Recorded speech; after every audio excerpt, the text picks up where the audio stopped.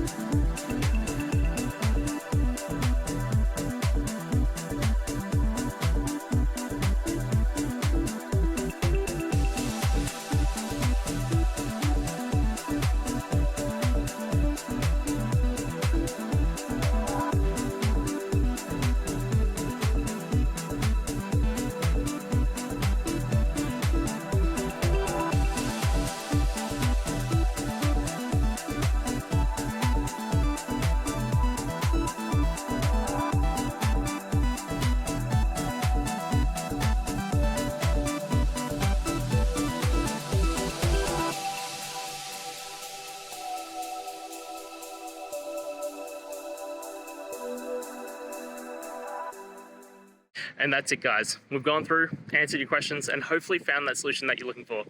If we did, please hit subscribe. I'd really appreciate it. And until the next time you need technical help, I hope you have a good one.